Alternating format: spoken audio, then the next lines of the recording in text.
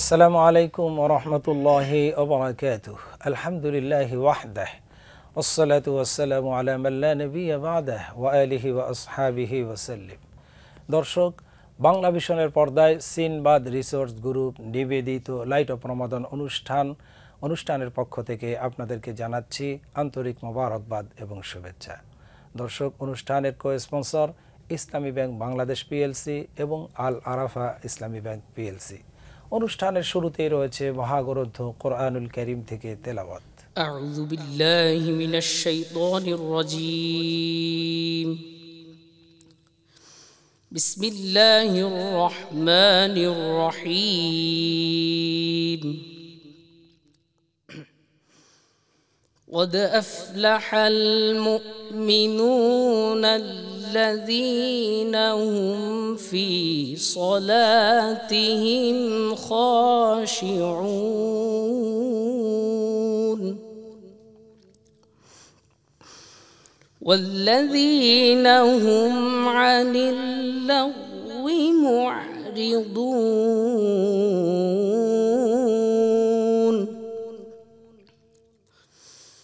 والذين هم للزكاة فاعلون.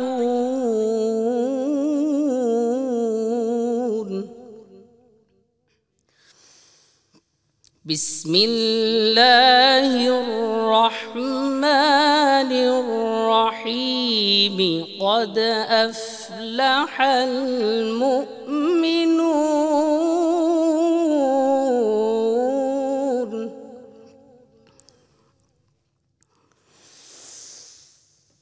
قد أفلح المؤمنون الذين هم في صلاتهم خاشعون والذين هم عن اللغو معرضون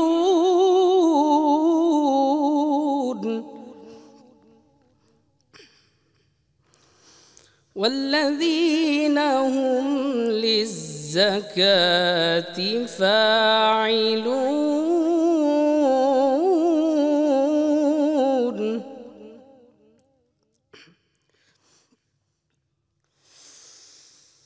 والذين هم للزكاة فاعلون والذين هم لفروجهم حافظون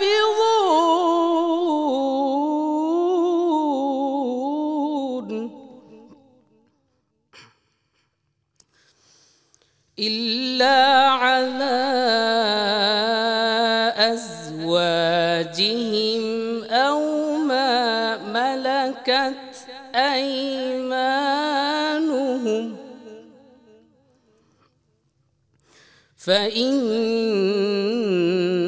فإنهم غير ملومين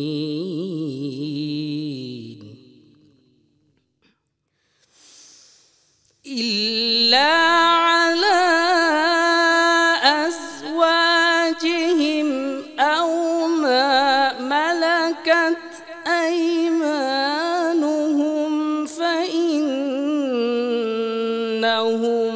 غير ملومين.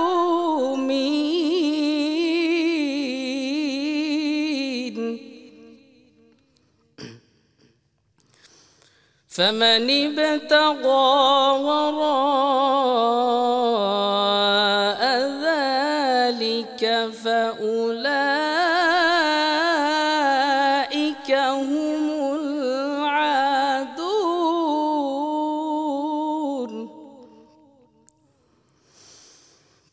والذين هم لأماناتهم وعهدهم راعون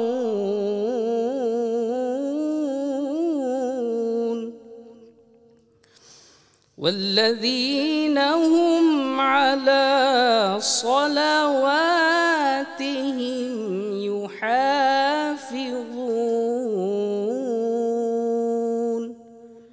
সাদাকাল্লাহুল আযীম।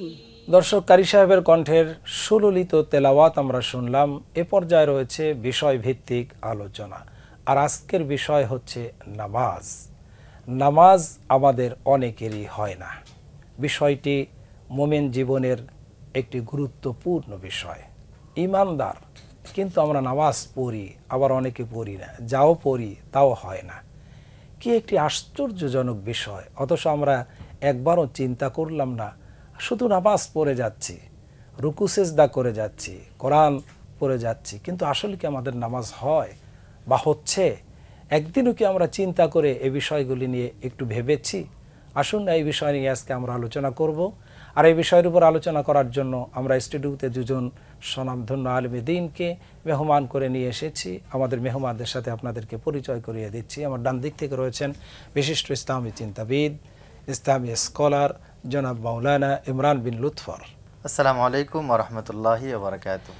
এরপর রয়েছেন আরেকজন আলেমে দ্বীন, বিশিষ্ট ইসলামী চিন্তাবিদ জনাব মাওলানা মুফতি সাইফুল ইসলাম। আসসালামু আলাইকুম ওয়া রাহমাতুল্লাহ। ওয়ালাইকুম আসসালাম ওয়া রাহমাতুল্লাহি ওয়া বারাকাতুহু। আপনারা কেমন আছেন?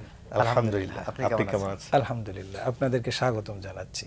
দর্শক, নামাজ নামাজ নামাজ বিশ্বনবী তার জীবনের শেষ কথা ছিল আসসালাত আসসালাত, ও আমার উম্মতেরা নামাজ নামাজ। এই নামাজের জন্য বিশ্বনবী দান্দার মোবারক শহীদ করেছেন। এই নামাজের জন্য বিশ্বনবী না খেয়ে থেকেছেন। এই নামাজ প্রতিষ্ঠার জন্যই বিশ্বনবী তাইফের ময়দানে রক্তাক্ত হয়েছেন। এই নামাজের জন্যই বিশ্বনবী 23টি বছর যন্ত্রণা সহ্য করেছেন, কাফেরদের গালি সহ্য করেছেন। সেই নামাজ আমাদের হয় কিনা, আসুন আমরা আলোচনা শুনবো প্রথমে মাওলানা ইমরান বিন লুৎফর সাহেবের কাছ থেকে। বিসমিল্লাহ, আলহামদুলিল্লাহ, ওয়াসসালাতু ওয়াসসালামু আলা রাসূলিল্লাহ ওয়া আলা আলিহি ওয়া আসহাবিহি আজমাইন। আজকের আলোচনার বিষয়টা এতই মধুর। মুমিন জীবনের সফলতা যেখানে নিহিত, পার্থিব জীবনটা যেখানে সফলতার দ্বার প্রান্তে চলে যাবে, সেটি হচ্ছে আমাদের আজকে আলোচনার বিষয়। দেখুন, মানুষ হিসাবে আমাদের কিছু চাওয়া পাওয়া আছে, ইমানদার হিসাবে আমাদের কিছু চাওয়া পাওয়া আছে। তো মানুষ হিসাবে আমরা যে জিনিসটা চাই তা হচ্ছে আমি যেন পৃথিবীতে নিরাপদে অবস্থান করতে পারি, আমার যাবতীয় চাহিদাগুলো যেন পূরণ হয়ে যায়। এটা মানুষ হিসাবে আমার সব জায়গায় চাওয়া। এই পৃথিবীতে যারা মানুষ যে যেখানে অবস্থান করে সকলেই এই জিনিসটা কামনা করে।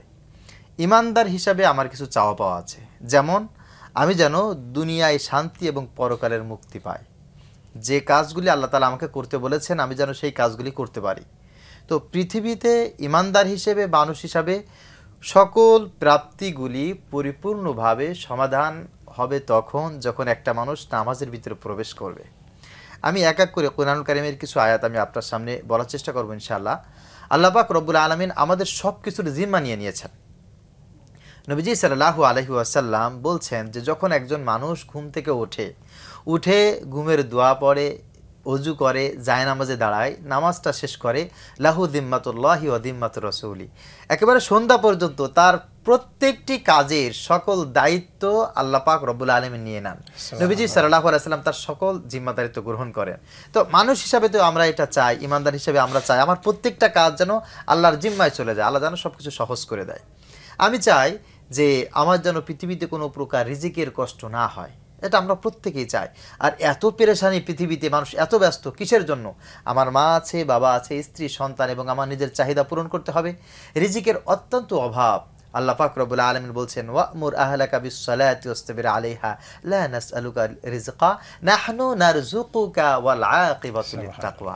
আপনি নিজে নামাজ আদায় করেন, আপনি আপনার পরিবার অধীনস্থ যারা আছে তাদেরকে নামাজের প্রতি নিয়ে আসেন। আল্লাহ বলছেন যে নাহনু নারযুকুক, তোমাকে রিজিক আমি আকাশ ফিরে পরিপূর্ণভাবে নাজিল করে দেব, তোমাকে দান করে দেব। আমরা চাই পৃথিবীতে যেন কোনো প্রকার অন্যায় কাজের সাথে আমার সম্পৃক্ততা না থাকে। মানুষ অন্যায় করে, সেটা ঠিক আছে, এটা মানুষের নেচার, কিন্তু মানুষ কিন্তু অন্যায় থেকে বেঁচে থাকতে চায়। আপনার কাছে আবারও আসবো ইনশাল্লাহ। আমরা যাচ্ছি মুফতি সাইফুল ইসলাম সাহেবের কাছে। নামাজের কথা বললেন যে নামাজ দিয়েই মূলত সমস্ত অন্যায় থেকে ফিরে থাকতে হবে, কিন্তু আপনার কাছে প্রশ্ন হচ্ছে যে আমরা নামাজ পড়ি, কিন্তু এরপর আমরা আমাদের নামাজ আল্লাহর কাছে কবুল হবে না বা নামাজ হচ্ছে না, কারণটা কি? ইন্নাল হামদুলিল্লাহ ওয়াসসালাতু ওয়াসসালামু আলা রাসূলিল্লাহ বাদ। ক্বালা আল্লাহু তাআলা আকিমুসসালাহ, নামাজ প্রতিষ্ঠা করো। রাসূলুল্লাহ সাল্লাল্লাহু আলাইহি ওয়াসাল্লাম বলেছেন, সল্লু কামা রাআইতুমুনি উসল্লি, নামাজ পড়ো সেইভাবে যেভাবে তোমরা আমাকে পড়তে দেখেছো।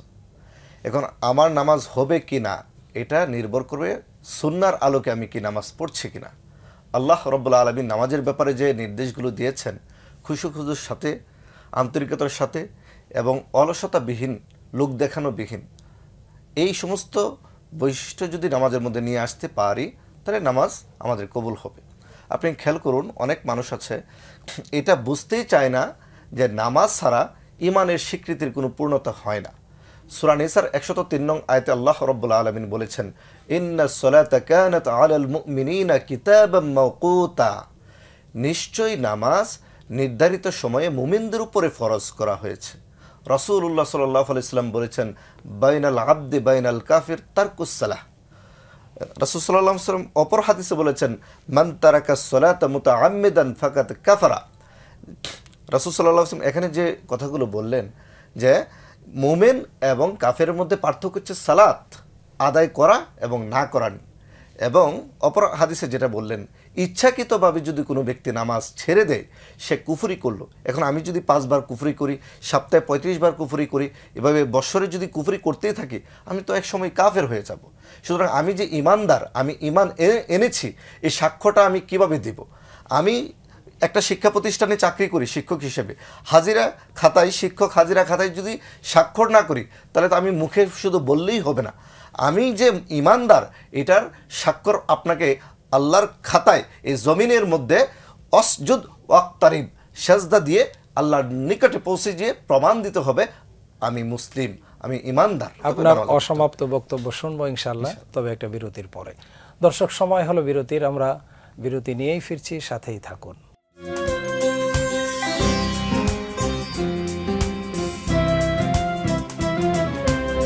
দর্শক, বিরতির থেকে ফিরে আপনাদেরকে পুনরায় অভিনন্দন জানাচ্ছি। সিনবাদ রিসোর্স গ্রুপ নিবেদিত লাইট অফ রমাদান অনুষ্ঠানে কো স্পন্সর ইসলামী ব্যাংক বাংলাদেশ পিএলসি এবং আল আরাফা ইসলামী ব্যাংক পিএলসি। দর্শক, আপনার আলোচনা অত্যন্ত চমৎকার ছিল। জি, আপনি, আপনার কাছে দ্বিতীয় প্রশ্ন, নামাজ পড়তেই হবে, মুমিন জীবনের নামাজ ছাড়া কোনো উপায় নেই।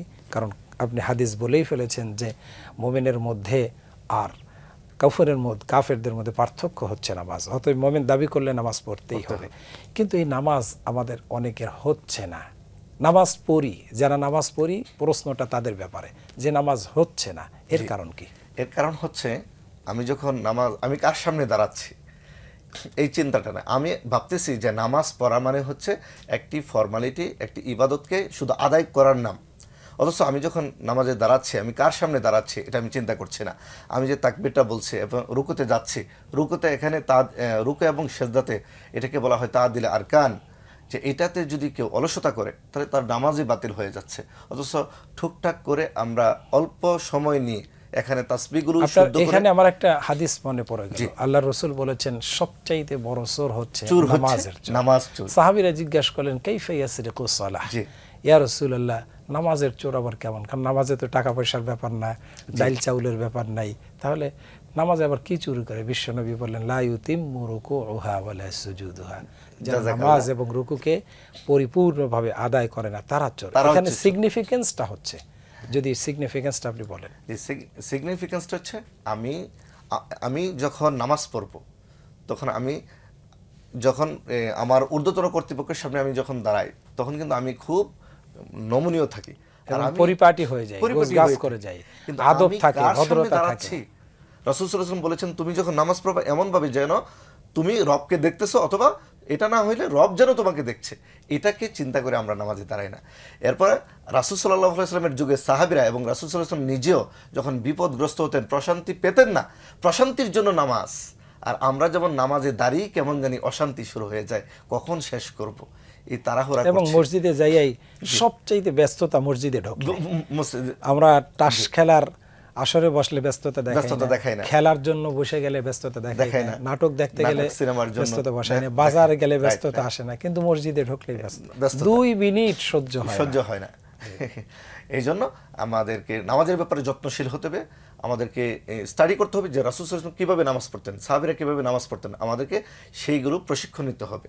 আর সত্যিকার অর্থে আমরা যারা ইমাম বা খতিব রয়েছে, বিশেষ করে ইমামরা যারা রয়েছে, আমরা আরেকটু আন্তরিক হই সমাজের প্রতি।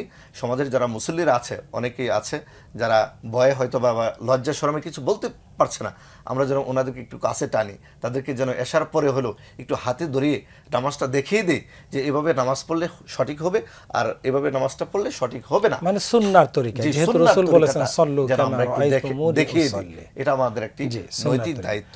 তরিকা ও সুন্নাহ মোতাবেক হলো রাসূলের সুন্নাহ মোতাবেক একেবারে সঠিকভাবে নামাজের আনুষ্ঠানিকতা শেষ করলাম, কিন্তু এরপরও নামাজ দ্বারা আমার জীবন যদি গঠন না করতে পারি, কারণ নামাজে আমি ঘোষণা করছি ইয়্যাকা না'বুদু ওয়া ইয়্যাকা নাস্তাঈন, কিন্তু আমি কি আসলে আল্লাহর গোলাম না হয়ে নামাজ পড়লাম কিন্তু আমার ব্যবসায় নামাজ নাই, নামাজ পড়লাম আমার রাজনীতিতে বলে দিলাম না নামাজ রাজনীতিতে নাই, অর্থাৎ ইসলাম রাজনীতিতে নাই, সমাজপতি তিনি সমাজ পরিচালনায় এদিকে নামাজি কিন্তু সমাজে ইসলাম নাই, তাহলে আসলে নামাজ হবে কিনা? এই জন্যই আমার প্রশ্ন যে নামাজ পড়ি, সুন্নাহ মোতাবেকও পড়ি, কিন্তু নামাজ হবে কিনা? নামাজের ভিতরে কি নেই? আপনি আপনার লাইফে আল্লাহ তাআলা প্রদত্ত যত ইবাদত আছে এমন একটা ইবাদত দেখাইতে পারবেন না যে ইবাদতের থিম নামাজের ভিতরে আপনি পাবেন না। এখন রমাদানের মুবারক চলছে, রোজায় কি করা যায় কি করা যায় না। রোজায় কথা বলা যায় অনেক সময়, কিন্তু রোজায় নড়াচড়া করা যায়, হ্যাঁ, কিন্তু রোজায় খাওয়া যায় না। একজন মানুষ নামাজের ভিতরে আছে, সে কিন্তু রোজার ভিতরে আছে, নামাজের ভিতরে কিছু খাইতে পারবে? সে পারবে না। এমন করে প্রত্যেকটি ইবাদত, জিহাদ বলেন, তেলাওয়াত বলেন, জিকির বলেন, মুরাকাবা বলেন, যা বলেন না কেন, সবর বলেন, প্রত্যেকটি ইবাদত নামাজের সাথে সম্পৃক্ত। এর কারণটা হচ্ছে নামাজ দিয়ে প্রত্যেকটা জিনিসকে সুন্দর করার কথা বলা হয়েছে। আর আপনি যদি নবীজি সাল্লাল্লাহু আলাইহি ওয়াসাল্লামের কাছে নামাজের উদাহরণটা কেমন ছিল এটা যদি আপনি বোঝেন, আমাদের কাছে কিন্তু সেটা নাই। নামাজ অনেক ক্ষেত্রে আস্তাগফিরুল্লাহ আমাদের কাছে বোঝা মনে হয়, কিন্তু নবীজি সাল্লাল্লাহু আলাইহি ওয়াসাল্লামের কাছে কি বোঝা ছিল? নবীজি সাল্লাল্লাহু আলাইহি ওয়াসাল্লাম কখনো ফ্রি আছেন সালাতে দাঁড়িয়ে যেতেন, ভালো লাগছে না সালাতে দাঁড়িয়ে যেতেন। ওনার এখন বিজয়ের সময় উনি 2 রাকাত সালাত আদায় করতেন। নবীজি বলেছেন ওহিব্বু ইলাইয়া মিনাদ দুনিয়া সালাস, এই পৃথিবীতে সবচাইতে 3টি কাজ আমার কাছে বেশি প্রিয়, আত-তিব ওয়ান নিসা জুইলাত কুররাতু আইনি ফিস সালাত। একটা হচ্ছে সুগন্ধি ব্যবহার করা, আরেকটা হচ্ছে নারী জাতিকে সম্মান করা, আর একটা হচ্ছে সুখে দুঃখে সর্বদা সর্বাবস্থায় সালাত আদায় করা, আল্লাহর সাথে কথা বলা। নবীজি সাল্লাল্লাহু আলাইহি সাল্লাম বলেছেন যে কসসমতু বাইনি অবাইনা আবদি তারকুস সালাহ, যে আল্লাহ পাক রব্বুল আলামিনের কাছে বান্দা এবং তার রব অর্ধেক হচ্ছে নামাজ পার্থক্য করে দেয়। অর্থাৎ আল্লাহ আর বান্দা মাঝখানে হচ্ছে নামাজ, নামাজের অর্ধেকটা আল্লাহ, অর্ধেকটা হচ্ছে বান্দার। আপনি আল্লাহর সাথে কথা বলবেন, আল্লাহর সাথে সাক্ষাৎ করবেন, দিদার করবেন, এটা কে না চায়? নবীজি সাল্লাল্লাহু আলাইহি ওয়াসাল্লাম তার জীবদ্দশায় দিদার করেছিলেন আল্লাহর সাথে, কিন্তু এই দিদারটা আমাদের জন্য এখনো পর্যন্ত অবশিষ্ট রয়ে গেছে নামাজের মাধ্যমে। নবীজি সাল্লাল্লাহু আলাইহি ওয়াসাল্লাম বলেছেন যে বান্দা যখন আল্লাহু আকবার বলে দাঁড়িয়ে বলে আলহামদুলিল্লাহি রাব্বিল আলামিন, তখন রব কিন্তু বসে থাকেন না, রব কি করেন? হামিদানি আবদি। বান্দা যখন বলে আর রহমানির রহিম, আল্লাহ পাক রব্বুল আলামিন বলে আসনা আলাইয়া আবদি। বান্দা যখন বলে মালিক ইয়াউমিদ্দিন, আল্লাহ পাক রব্বুল আলামিন বলেন মাজ্জাদানি আবদি। তো আল্লাহ তাআলার সামনে যখন বান্দা দাঁড়িয়ে যায় তখন বান্দা কিছু কথা বলে, আল্লাহ তাআলা তার উত্তর দেন। কিন্তু বান্দা বলল ইয়্যাকা না'বুদু ওয়া ইয়্যাকা নাস্তাঈন, আল্লাহ সেখানে জবাব দিল আমার বান্দা যা বলল তার অর্ধেক আমার, অর্ধেক আমার বান্দার, বান্দা যা চাইলো তাই দেব। কিন্তু বান্দা তো বের হয়ে, নামাজ থেকে বের হয়ে দেখা গেল সে আর আল্লাহর গোলাম থাকে না, আল্লাহর বান্দা থাকে না, তাহলে তার ইবাদত মোতাবেক তো নামাজ কি ঠিক থাকবে? জীবনও কখনো থাকবে না, কখনোই থাকবে না। আল্লাহ পাক রব্বুল আলামিন বলছেন এই নামাজ যারা আমাকে মহব্বত করে, আমার সব বিধান কারণকে তার জীবনে প্রতিষ্ঠিত করবে, এই নামাজটা তার জন্য খুব শান্তিময় নামাজ হয়ে যাবে। আর যারা আমার বিধানকে মানতে চাইবে না, শুধুমাত্র পড়তে হয় তাই পড়বে, ইল্লা আলাল খাশিঈন, আল্লাহ বলছেন খোদাভীতি ছাড়া, আমার মহব্বতের বান্দা ছাড়া এই নামাজটা মানুষের জন্য অত্যন্ত কঠিন জিনিস হয়ে যাবে। ওয়া ইন্নাহু লাকাবীরাতুন ইল্লা আলাল খাশিঈন। তবে বিষয়টা হচ্ছে নামাজকে আমরা কিভাবে নিয়েছি। আমি আপনাকে যে বিষয়টা বলবো, নামাজকে আমরা কিভাবে নিয়েছি আর কিভাবে আমাদের নেওয়া উচিত ছিল। নামাজটা নেওয়া উচিত ছিল আমার জীবন থাকবে তো আমার কাছে নামাজ থাকবে, আমার জীবন চলে যাবে, নামাজ তখন আমার কাছ থেকে বিদায় হয়ে যাবে, আর কখনো কোনো অবস্থায় নামাজ আমার থেকে বিদায় হতে পারবে না। আর নবীজি সাল্লাল্লাহু আলাইহি সাল্লাম আমার জীবনের সকল ধরনের কল্যাণ এবং পরকালের সকল ধরনের কল্যাণ নামাজের ভিতরেই দিয়েছেন, নামাজের ভিতরে দিয়েছেন। আর কিয়ামতের ময়দানে সর্বপ্রথম আমার কাছে যে জিনিসটা জিজ্ঞাসা করা হবে, হযরত আবু বকর রাদিয়াল্লাহু তাআলা আনহু বলছেন, আউয়ালু মা ইউহাসাবু বিহিল আবদ ইয়াউমাল কিয়ামাতিস সালাহ, যে বান্দা নামাজ আদায় করেছিল কিনা এই বিষয়ে আগে সর্বপ্রথম তুমি আমার কাছে উত্তর দাও। আপনাদের দুজনকে অসংখ্য ধন্যবাদ সুন্দর আলোচনা, অল্প সময়ের ভিতরে সুন্দর আলোচনা উপহার দেওয়ার জন্য। দর্শক, আমাদের প্রায় শেষ প্রান্তে চলে এসেছি। আজকের আলোচনার বিষয়টি ছিল নামাজ। নামাজ দিয়েই তো জীবন, নামাজ দিয়েই সব কিছু, নামাজ দিয়েই জীবনের প্রত্যেকটি কাজকে পরিচালনা করতে হবে। এই জন্যই আল্লাহ পাক কোরআনুল কারীমের যত জায়গায় বলেছেন নামাজের কথা, তত জায়গায় শব্দটি বলেছেন আকিমুস সালাহ, নামাজ প্রতিষ্ঠা করো। বলে নাই নামাজ ইকরাউস সালাহ, বলে নাই আতুস সালাহ, বলে নাই যে নামাজ আদায় করো, নামাজ পড়ো, ওই শব্দ ব্যবহার করেননি। বলেছেন আকিম, প্রতিষ্ঠা করো। প্রতিষ্ঠা মানে হচ্ছে নামাজের মধ্যে যেমন আনুষ্ঠানিকতায় সুন্নাহ থাকবে রসুলের তরিকা অনুযায়ী, নামাজের মধ্যে গোটা কোরআন আপনি তেলাওয়াত করছেন, তেলাওয়াতের মধ্যে গোটা কোরআনের ভিতরে যে আদেশ আছে, আল্লাহ পাক আপনাকে পরিচালনার জন্য যে গোটা কোরআন দিলেন, সেটা নামাজের ভিতরে ওয়াদাবদ্ধ হচ্ছেন আল্লাহর সামনে দাঁড়িয়ে, আল্লাহর সাথে দিদার করে। সেই ওয়াদা মোতাবেক যদি আপনি নামাজ পড়েন, তবেই নামাজ প্রতিষ্ঠা করা হবে। অসংখ্য কথা আল্লাহ যেন আমাদেরকে সঠিকভাবে বুঝে শুনে নামাজ সুন্নাহ মোতাবেক আদায় করে, নামাজের শর্ত পালন করে জীবনের প্রতিটি ক্ষেত্রে নামাজকে প্রতিষ্ঠা করতে পারি, এই আহ্বান রেখে আগামী পর্ব দেখার আমন্ত্রণ জানিয়ে আজকের মতো বিদায় নিব।